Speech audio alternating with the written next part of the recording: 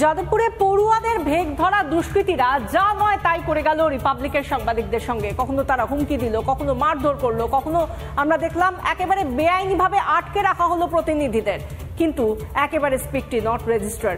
এমনকি রেজিস্ট্রারের ঘরে যখন 3 জন সাংবাদিককে নিগ্রহ করা হচ্ছে, তাদের মারধর করা হচ্ছে, তখনও কোনো রকম ভাবে একটা কথাও বললেন না রেজিস্ট্রার নিজে, এমনকি উপাচার্য একেবারে চুপ।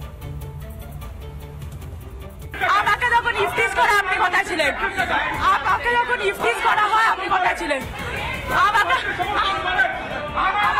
ইফতিজ করা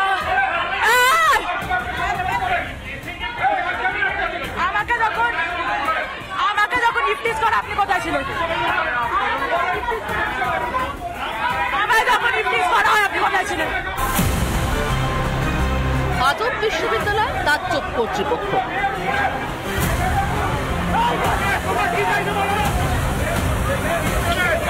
মার খাচ্ছেন রিপাবলিকের প্রতিনিধি, আর সেফ জোনে এসি রুমে বসে তামাশা দেখছেন যাদবপুর বিশ্ববিদ্যালয়ের রেজিস্ট্রার ইন্দ্রজিৎ বন্দ্যোপাধ্যায়। পারেননি পড়ুয়ার বেশে গুন্ডা বাহিনীকে থামাতে, রেজিস্ট্রার পারেননি মহিলা সাংবাদিকের হেনস্থা রুখতে।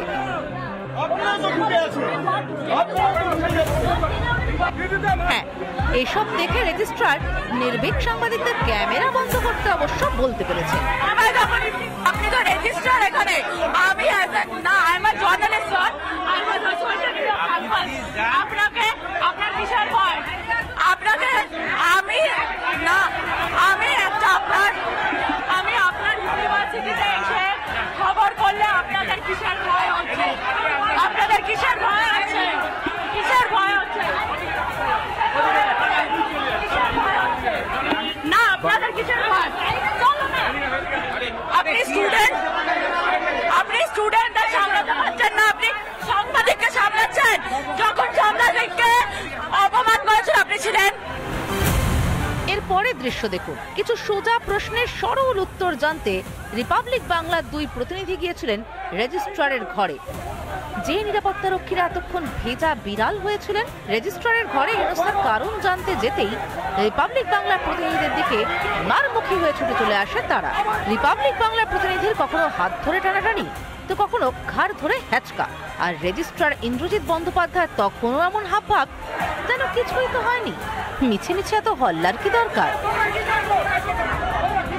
না ইন্দ্রজিৎ বাবু, শাক দিয়ে যেমন মাছ ঢাকা যায় না, তেমনি যাদবপুরের সত্যিটা এভাবে ধামা চাপা দিয়ে রাখতে পারবেন না। শুধু তো হৃদিদা নয়, রীতিমতো ঠেলতে ঠেলতে রিপাবলিক বাংলার আরেক প্রতিনিধি সন্তুকে ঘর থেকে বের করে দেন নিরাপত্তারক্ষীরা। কিন্তু রিপাবলিক বাংলা তো দমবান নয়, ফের রেজিস্ট্রারকে চোখে চোখ রেখে প্রশ্ন। একইভাবে রেজিস্ট্রারের ঘর থেকে ধাক্কা মারতে বের করে দেওয়া হয় রিপাবলিক বাংলার সাংবাদিক হৃদিদাকেও। কেন কিছুই উত্তর দিতে পারলেন না রেজিস্ট্রার ইন্দ্রজিৎ বন্দ্যোপাধ্যায়? আসলে আমেরিকার দালালদের দাপট এতটাই, রেজিস্ট্রারের হাত পাও বাঁধা, তাই হয়তো মুখে সেলোটেপ দিয়ে রেখেছিলেন তিনি। সত্য তুলে ধরলে কিসের ভয়? যাদবপুর বিশ্ববিদ্যালয়ের গুন্ডাদের কিসের ভয় রিপাবলিক বাংলাকে? রিপাবলিক বাংলা।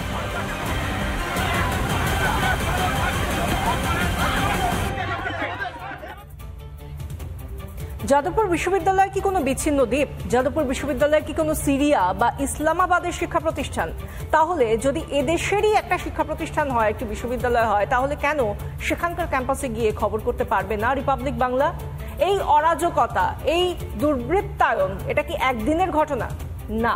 রিপাবলিক বাংলার নিউজ রুমে দাঁড়িয়ে সোজাসুজি নিজের অভিজ্ঞতার কথা বললেন প্রাক্তন উপাচার্য অভিজিৎ চক্রবর্তী।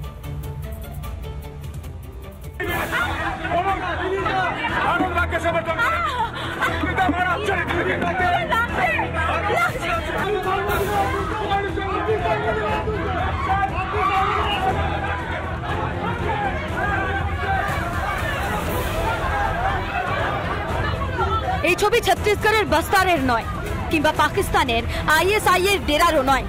এই ছবিটা আমেরিকার দালাল যাদবপুর বিশ্ববিদ্যালয় ক্যাম্পাসের। খবর সংগ্রহ করতে গিয়ে এভাবেই রিপাবলিক বাংলার প্রতিনিধিকে হেনস্থা হতে হলো ক্যাম্পাসে। যাদবপুরে গুন্ডাদের চাষ তো নতুন কিছু নয়। রিপাবলিক বাংলার মুখোমুখি হয়ে তেমনই জানিয়েছেন বিশ্ববিদ্যালয়ের প্রাক্তন উপাচার্য। এটা মোটেই নতুন নয়, এগুলো বিচ্ছিন্নতাবাদী শক্তি এবং এগুলো অনেক দিন ধরেই রয়েছে এবং এখানে এরা প্রশ্রয় পায় এবং এরা শারীরিক নিগ্রহ থেকে আরম্ভ করে যে কোনো রকম গণ্ডগোল এবং যে কোনো রকমভাবে অগণতান্ত্রিক পদ্ধতিতে মানুষের উপর অত্যাচার করতে পারে। অ্যাডমিনিস্ট্রেশনকে অ্যাক্টিভ হতে হবে এবং নখদন্তহীন সিংহের মতো থাকলে হবে না। এখানে তাকে শক্ত হাতে তাকে দমন করতে হবে, পুলিশকে আসতে হবে, প্রয়োজনে র্যাফকে নামাতে হবে। অথচ বিশ্ববিদ্যালয় কর্তৃপক্ষ দিব্যি নাকে তেল দিয়ে ঘুমোচ্ছেন। চূড়ান্ত অরাজকতা থেকে মুক্তি পেতে এনআইএ তদন্তের দাবি জানালেন প্রাক্তন উপাচার্য। এবং প্রয়োজনে এনআইএ এনকোয়ারি করা দরকার এবং সেই ক্ষেত্রে যারা যারা এগুলোর পেছনে রয়েছে তাদের ইমিডিয়েট আইনানুগ ব্যবস্থা নিতে হবে। এই জিনিস চলতে দেওয়া যায় না, এর বিরুদ্ধে রুখে দাঁড়াতে হবে এবং তার জন্য অ্যাডমিনিস্ট্রেটিভ স্টেপগুলো নিতে হবে। সেক্ষেত্রে যাদবপুর অ্যাডমিনিস্ট্রেশন ভয় পেলে সেক্ষেত্রে কেন্দ্রীয় সরকার বা রাজ্য সরকারকে এগিয়ে আসতে হবে এবং প্রয়োজনে পুলিশ এনকোয়ারি থেকে শুরু করে এনআইএ এনকোয়ারি সবগুলো করে প্রপার ওয়েতেই দোষীদের খুঁজে বার করে তাদের আইনানুগ পদ্ধতিতে শাস্তি বিধান করতে হবে। বিশ্ববিদ্যালয়ের শৃঙ্খলা ফেরাতে এই অভিজিৎ চক্রবর্তী তার সময় কোনো চেষ্টার কসুর করেননি। বহিরাগতদের ক্যাম্পাসে ঢোকা রুখতে চেয়েছিলেন বিশ্ববিদ্যালয় ক্যাম্পাসে যেন সিসিটিভি থাকে। উল্টে পুরস্কার স্বরূপ উপাচার্য পদ থেকেই সরে যেতে হয় তাঁকে। তাই বোধহয় এরপর আর কেউই কোনো পদক্ষেপ নেওয়ার সাহস দেখাননি। শহুরে নকশালদের নেপথ্যে কি ইউএসএইড? পর্দার আড়াল থেকে যেই কলকাঠি নাড়ান, সত্য সামনে আসা দরকার। না হলে ভাইরাসের মতো এই রোগ ছড়িয়ে পড়বে রাজ্যের সব বিশ্ববিদ্যালয়। সেই আশঙ্কাও প্রকাশ করেছেন প্রাক্তন উপাচার্য। রিপাবলিক বাংলা।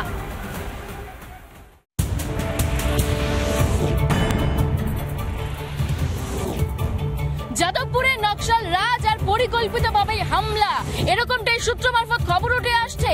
টাকা দেওয়া হয়েছিল, পরিকল্পনা করা হয়েছিল। আর এই সমস্ত খবর নিয়ে ফিরছে একটা ছোট্ট বিরতির পর। সঙ্গে থাকুন, দেখতে থাকুন রিপাবলিক বাংলা।